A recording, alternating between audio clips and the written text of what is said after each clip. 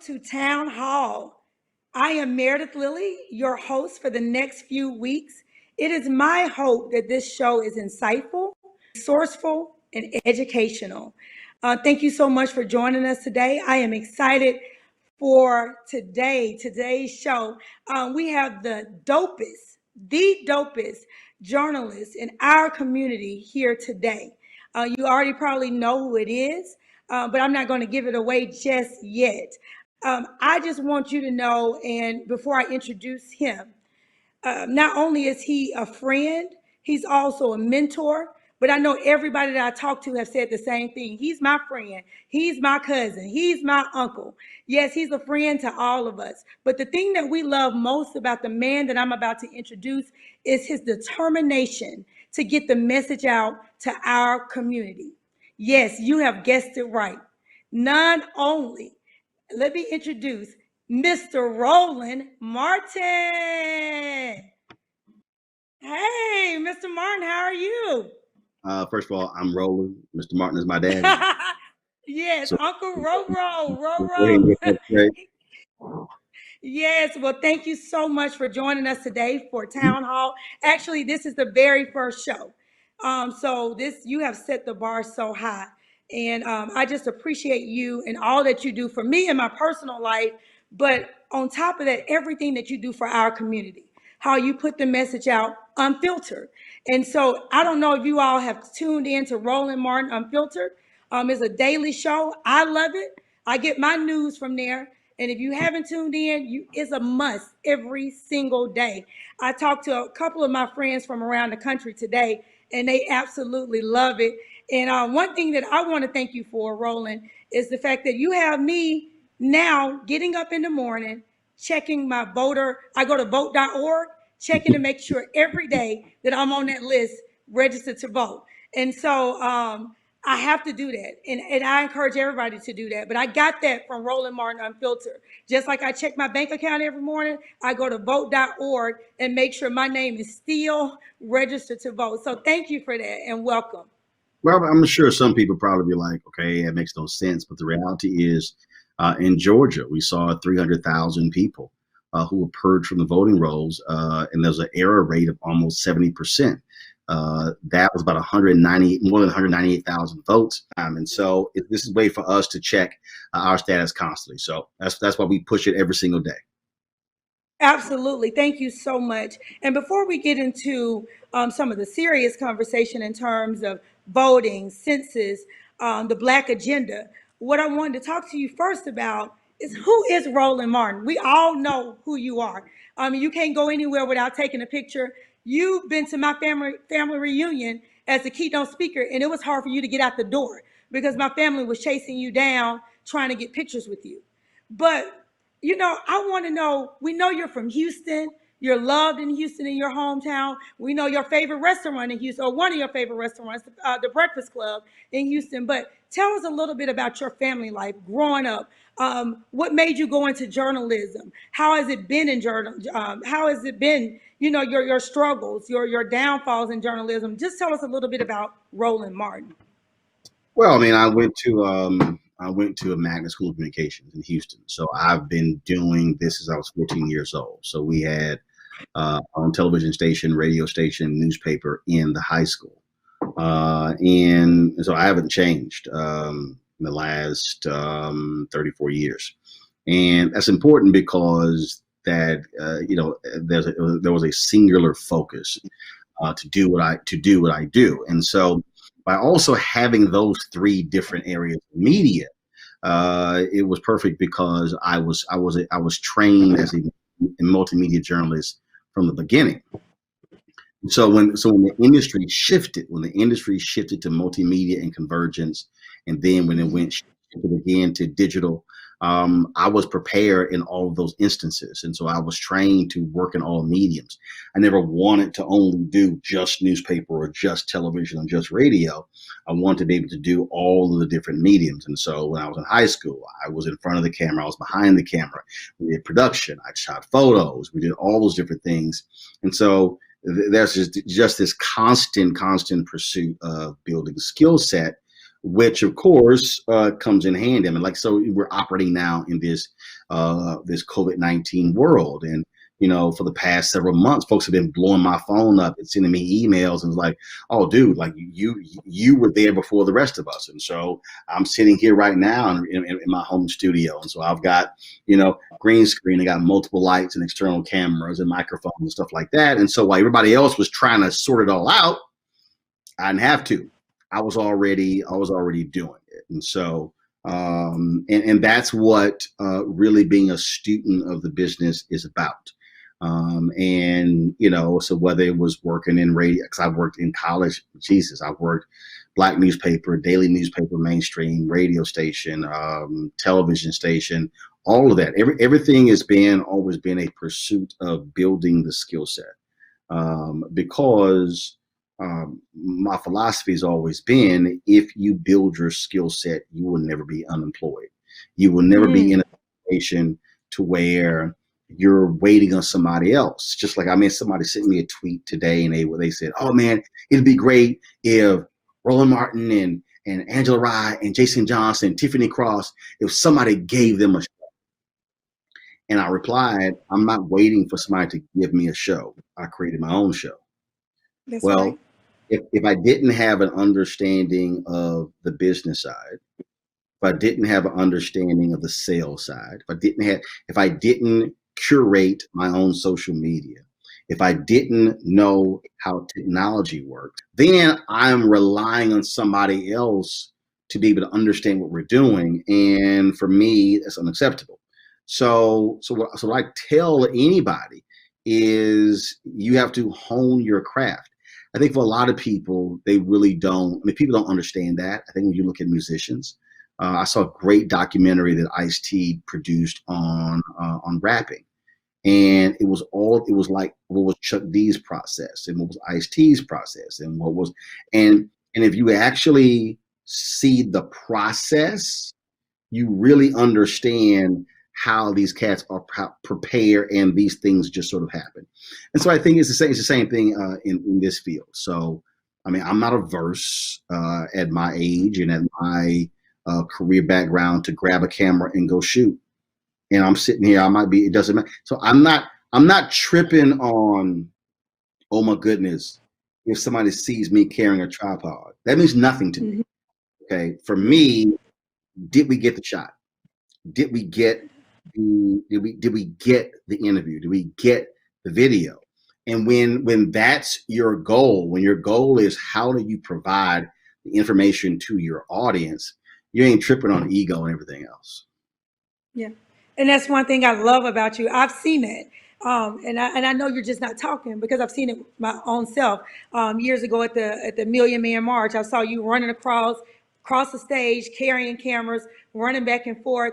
And I watch you, and I'm just like, wow, he's just in a million places at one time, trying to get that story, to get it across to our community. So tell me this, Roland. Why are you committed to journalism? Why do you love this? Why is it so important to get the message out to our community? Because look, I grew up in Houston. My dad watched news every single day, like every day, like all day, every day. There was no newscast he didn't watch, and it was so funny. This is just too funny. It was so funny.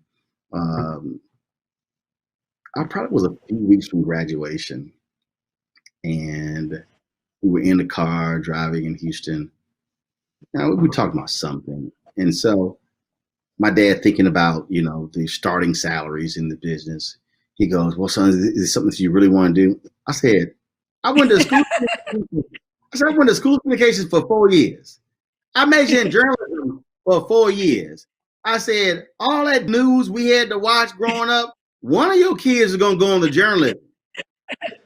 I'm like, really? Then so I tell this story all the time, because now him and my mama are living in my house in Dallas that's paid for. Wow. Wow. And the cars were paid off. So yeah, I think so. His concern early on about journalism graduates not making much money. That attitude sort of when I seven figures, and he realized, yeah, this probably was a smart move. So I haven't had any of those questions or issues since then. Absolutely not. And I know they are so proud of you. Do you remember a time, just looking back now, where you realized I have really made them proud, or you actually saw it in their eyes? If it was Yeah, somewhere you were speaking, yeah. or just remember a time in your life that it was just truly special for you and them. It happened numerous times. I mean, Yeah. look, man. I was at my high school in Houston, Jack Yates High School, Macon School of Communications. I was voted by the teachers the best student there my 4 years there, and the award is called the Ambassador Award, and I won it. So my parents have seen on every level my success. They've seen. I mean, you talk about, I wasn't some late bloomer. I mean, you're talking about. I remember high school graduation. It's always interesting because they encourage athletes. We had a very successful athletic program. So guys who played football, they wore their state championship medals. Well, for those of us who are School of Communications, they told us to wear our stuff as well. I think I didn't even wear all of mine. I think I wore just 3 or 4, but I had about 10. So they've been able, and then I go to college, and then I get elected to the board of directors of the National Association of Black Journalists, as national student representative. Then you talk about, career, and then, winning top awards, and then going, and then of course being in the career, then hitting these different milestones and running 3 Black newspapers and winning major awards and winning 4 Image Awards, being inducted to the Texas A&M Ring of Honor. When I got Journalist of the Year, the National Association of Black Journalists in 2013, flew them to Orlando for that.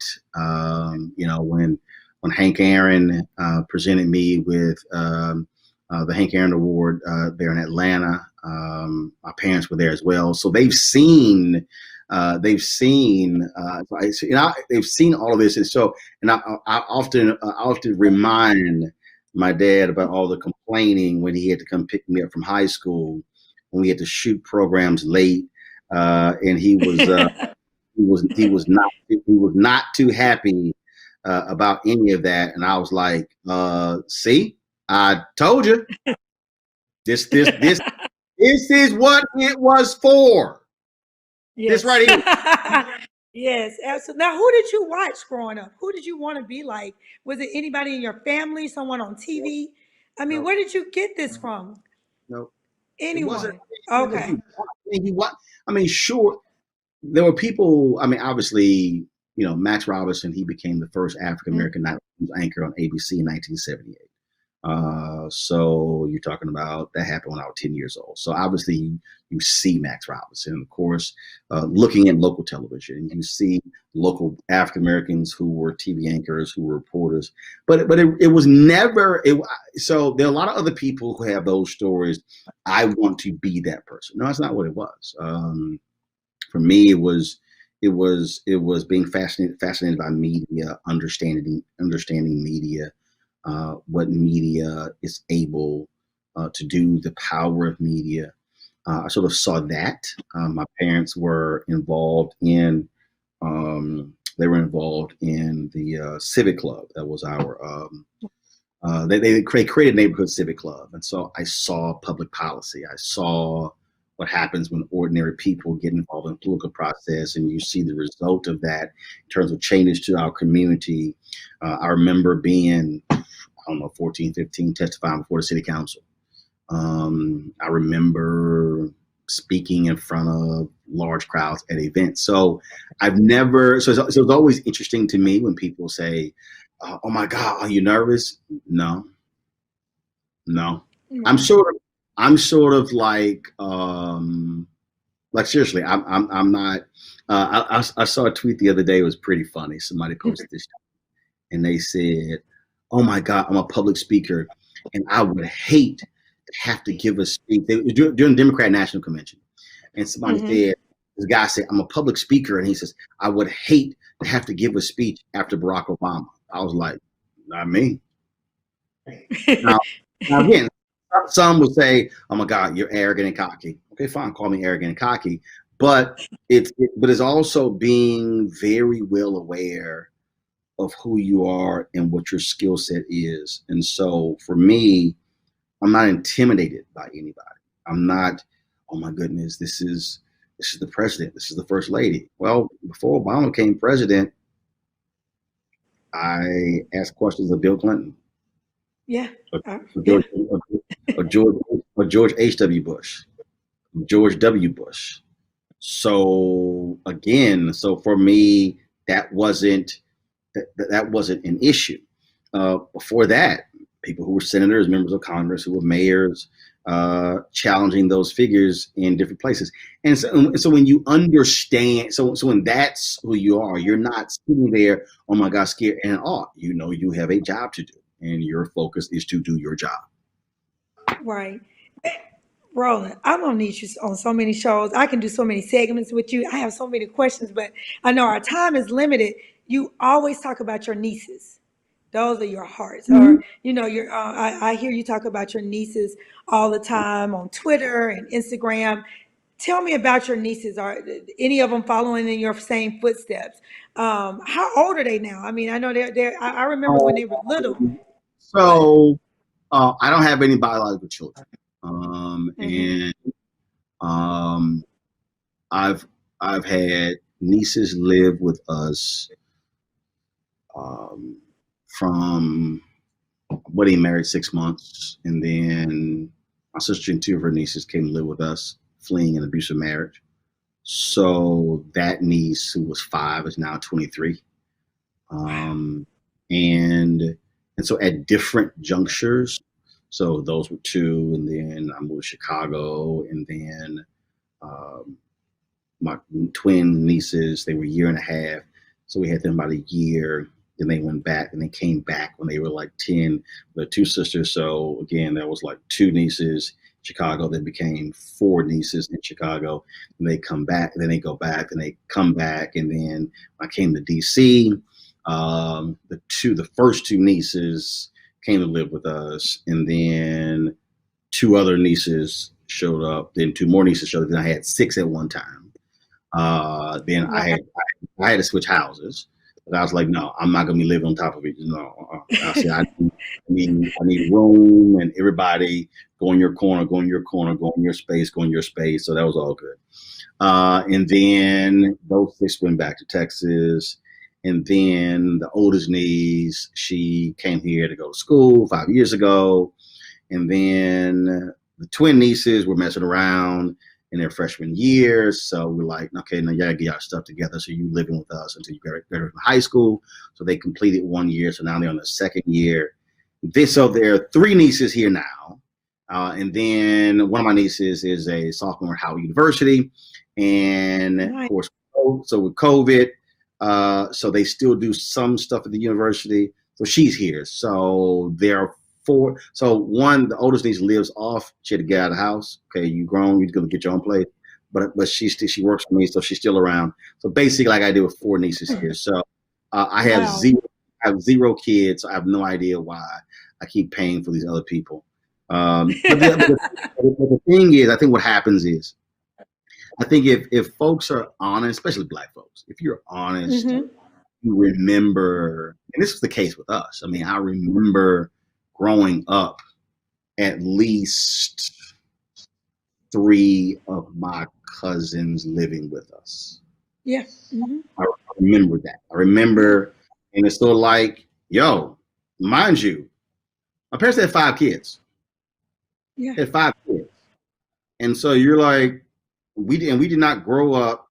I don't even think that house was 2,000 square feet. I don't think it was that. I don't think it wasn't that. I mean, it's crazy to think about how you look at it, how absolutely small that house was.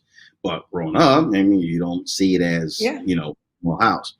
So bringing another person in, you kind of like, really? Like, where they go? But again, when you're that's one of the things that you do.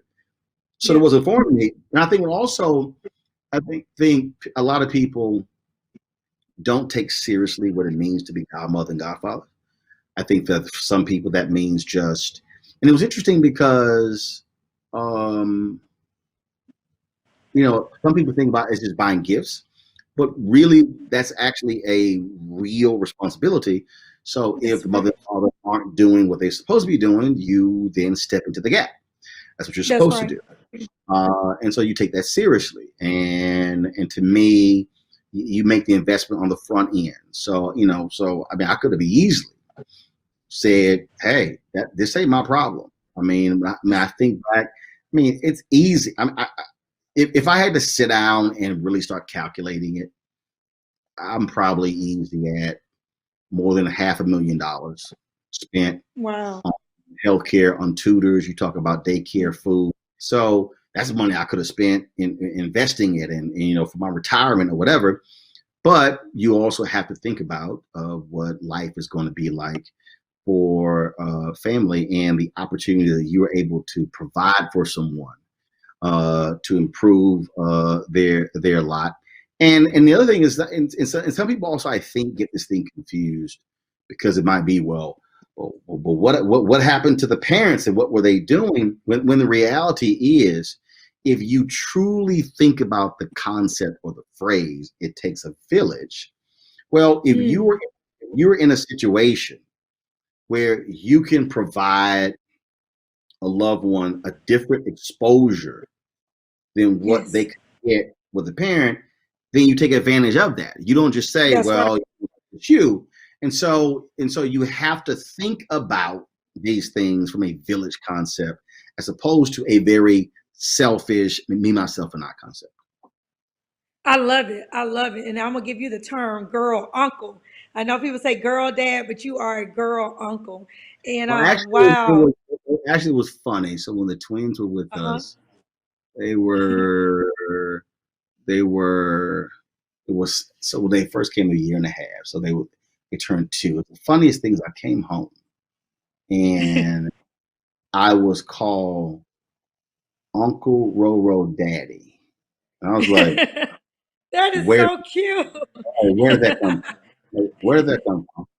And so what happened was, so again, and I think people need to understand, and children are very perceptive. So they called me Uncle Roro.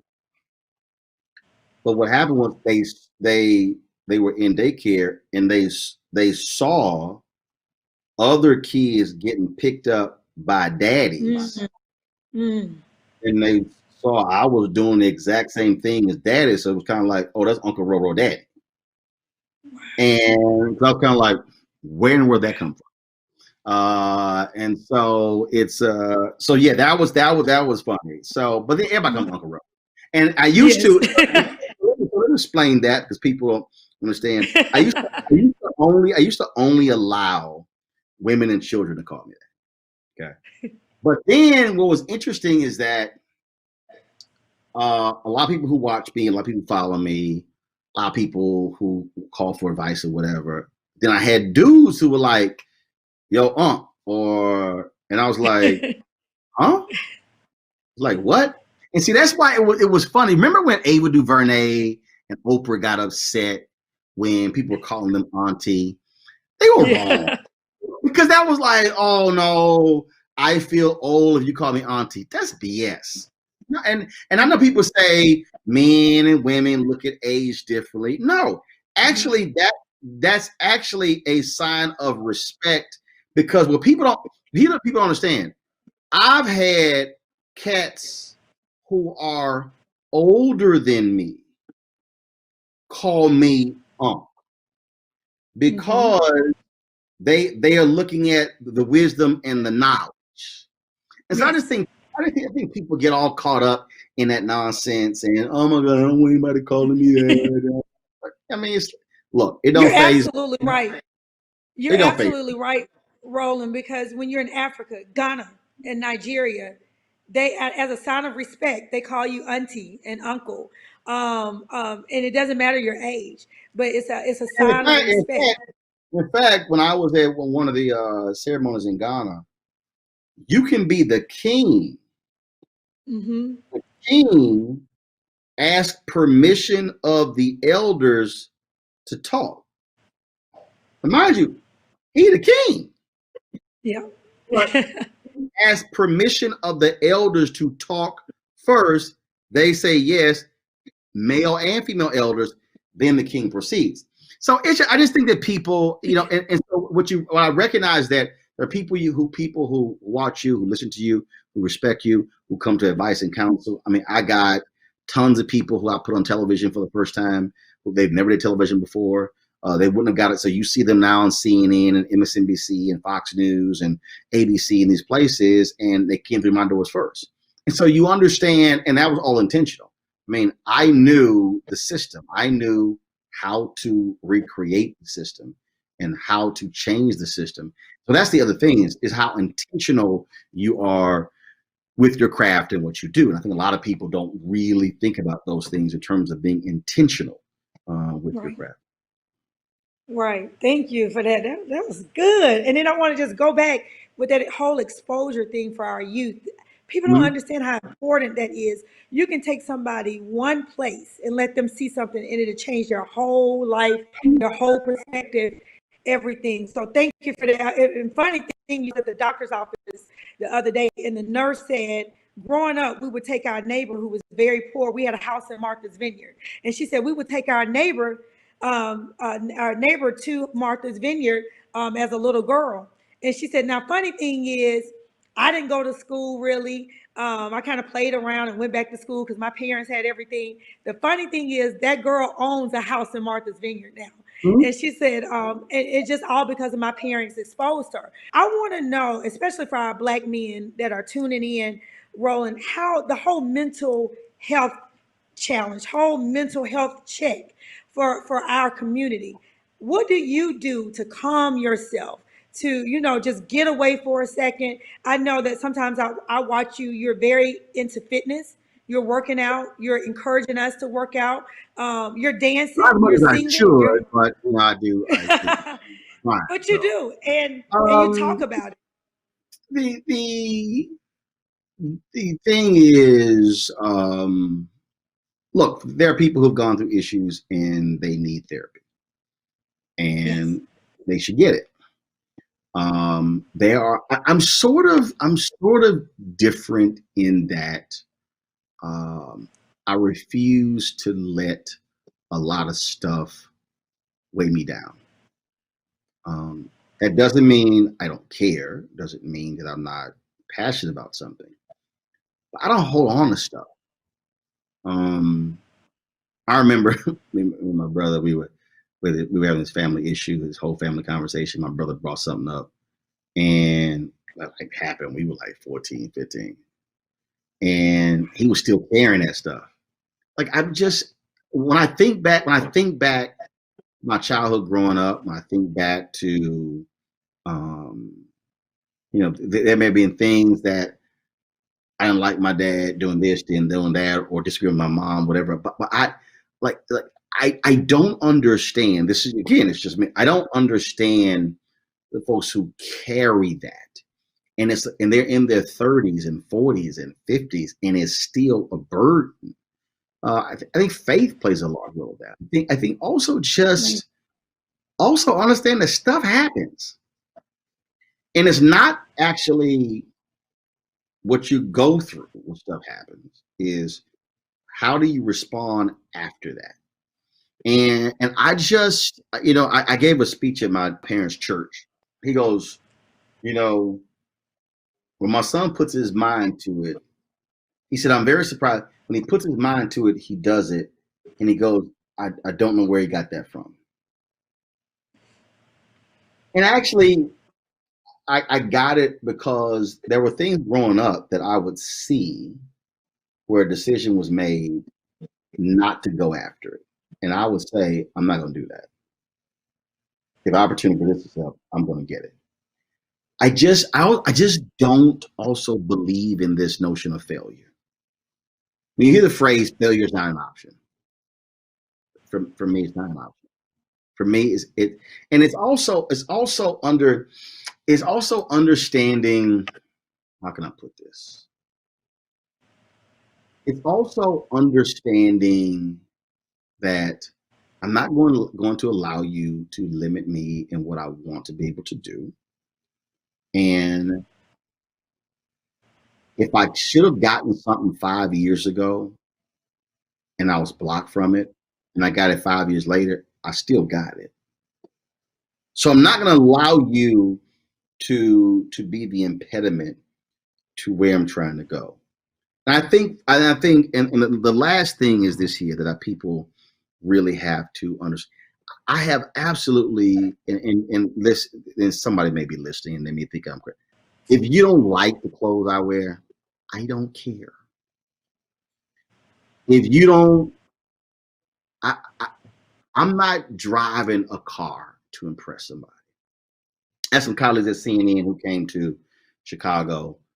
The cab was late. I said, I'll take you to the airport. So we go outside, and a couple of white guys. They go, one guy goes, man, he said, I would have thought you would have had a BMW or a Mercedes. I had a Toyota Corolla. I was like, why?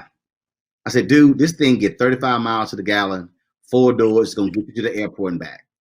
I said, man, I don't care what people think. I said, I will drive this Toyota Corolla up to I said, first of all, it's paid off. I said, it's paid off. I said, I would drive the Toyota Corolla up to a 5-star hotel, go to a black tie event, get my behind out in a tuxedo. I said, and hand the keys to the valet. I don't care. I said, what somebody else thinks, I really don't care. And I just don't. And I think that has helped me tremendously, because there are a lot of people who, I don't know if I should say this, what people are going to think. That's their problem. I am destined to say things that makes people uncomfortable. I have been preordained to, and I remember, I remember I was in meditation. I asked God, I need you to explain. No, he said, so people are like, man, you need to be in a pulpit. God's like, I got enough people in pulpits. I need people in other places. And I don't have them King James conversations with God, where thou art. No, it's real conversation. And I had to explain to people that having that spirit means that you're not afraid to step on toes, to push people to say what has to be said. So what I need a lot of people do is, and I know people will say, Roland, it's just so easy. If you're a grown person and you are still walking around being burdened by something that happened in childhood, let me be real clear. You still here. If you are still carrying that thing around, you can let that thing go, because you are still here. I cannot go back and, man, if my parents had this, I could have gone here. If the money was here, I could have gone here. I had the childhood that I had. It was a great childhood. It was not one of pain, of agony. I didn't have to deal with shootings and burying, classmates. It wasn't all of that. Was there family drama? Yeah, there was family drama. Was there external family drama? Yeah. Was there drama in the neighborhood? Yeah. But here's what I tell people: if you still here and if you still standing, then you have a much better shot at a new tomorrow. And it's so that's just how I've operated. I'm just not going to let something eat inside of me and just, I'm just seething with anger and just upset. I'm like, no, I got to go. I just don't even, and then, and when I'm done with you, I'm done. See, I don't front. I just don't front. If there's somebody who has said something or done something and I've completely removed them out of my life, They don't exist to me. They don't. They can be standing right here. They don't exist to me because, see, what I'm not going to do, I'm not going to let you sort of dictate my emotions. You're just gone. And I think for a lot of people, and I'll say this, it's some people watching right now, it's some folk that y'all just need to just don't, I don't say you don't get rid of them.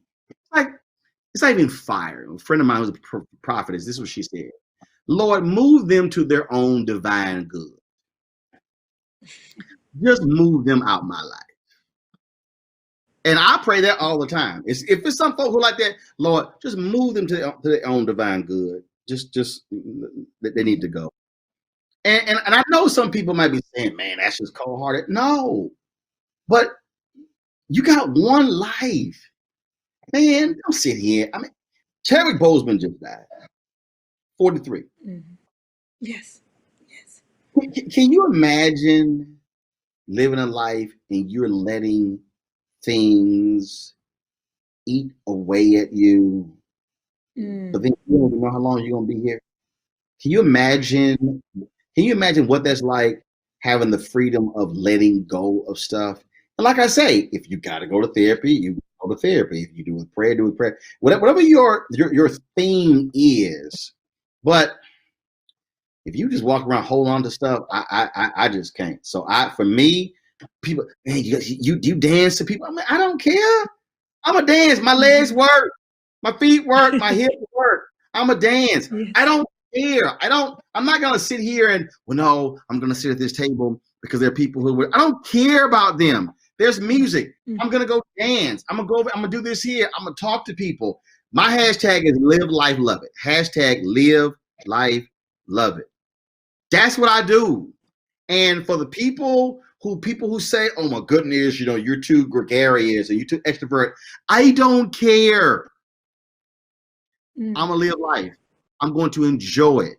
If I'm in Essence, there's music, there's food, there's laughter. I don't get people who are just like, okay, I can't even laugh. Man, please. I was at a Chris Rock concert. Man, I'm cracking up laughing. I don't care if people recognize me. I don't care, because I'm not sitting here trying to make you comfortable in your assumptions on how I'm supposed to act and behave. Whatever. And I remember in middle school when Izods and polos became hugely popular. And all these black kids were running out and they were sitting here buying little alligators. And then they were having them sewn on the shirt that came from Kmart or Sears. And you're sitting here and, the alligator wasn't embedded in the shirt. You saw it was crooked. It was. I remember we were at lunch and this guy was going on, and I was this like 7th grade. I said, please, by all means, I need you to explain to me, what does that alligator do that makes you feel better? The shirt's a shirt. If it's blue, yellow, red, black, green, don't even know what the color is. I said, bruh, it's the same shirt. One is plain and one got an alligator on it. I said this the other day. People thought I was lying. I ain't never owned a pair of Air Jordans. Do you actually think I was going to stand in line and spend $200 on some tennis shoes? No. So my point is this here. Thankfully, because of how I was raised, I've never been in the clutches of materialism. I don't need this car or this. Like, I don't understand women and handbags. Oh my God, I got to get this handbag and it's $2,500. Do you have $2,500 even saved? What? So now you start getting to the psychosis of that. So what is that handbag actually doing for you that a regular bag can't? For me, I'm sorry. That means, straight up, that don't mean nothing to me, because it ain't how much it costs. And so freedom is this is the freedom that I'm not allowing those things to burden me. And so therefore they actually shackle you because you're trying to pursue something to make somebody else happy who I don't even care about. So that's just, I mean, I have people tell me, what's the African outfit you wearing? I don't care what y'all think. I brought back some stuff from Ghana. People like, oh my God, that's too loud. You ain't buy it. You ain't wearing it. One guy on my Instagram page, people always like, man, you need to shave your hair off. I said, I don't care. Why do you care? Oh, it gotta go. I said, do you know how much thought I give my hair every morning? 10 seconds. Yeah. Go in the bathroom, take a brush it, slap some water on it, sheen, and walk out the door. I said, man, I don't care what y'all think. That's where you want to get to this point. It's not the hell with everybody. No, the point is it's the freedom that you know what's important, you know what value is, and you place absolutely no value on this whole materialistic world where they want you to be operating in what I call mental bondage, where that drives you, that shoe and that car and that suit and that jacket, and I gotta have this. Look, none of that mean nothing to me. I'm kind of like, this literally is me. Yes, no, I get it. I get it. I'll put a picture on Facebook and I have people call me, well, you should have put on this color lipstick and I'm like, but did you get the message? The message about voting, but the message. I don't even use filters. I ain't even try. First of all, I know how to take photos. No, seriously, I took a picture for somebody and they were like, well, no, don't post it. They use a filter. I was like, I'm sorry, I know how to take a photo. I said, I don't need to dress nothing up. Because see, again, that's a part of the illusion. When you start adding the filters and you start adding, that's part of the illusion. For me, I like it natural. Don't come at me with no fake lip, fake breast, fake butt, everything else. You got to be natural. It's the same thing. Your mindset has to be natural. You're not caught up in all of that because that's just like a whole different thing. It's like, no. I ain't even, it's a picture, click, click, boom, we gone. I ain't even sitting here playing. I'm telling you, and people think I'm crazy. I tell you, I have never used an Instagram, Snapchat, Facebook filter for nothing. Man, I ain't got time for all that. And if you don't like it, fine, don't follow me.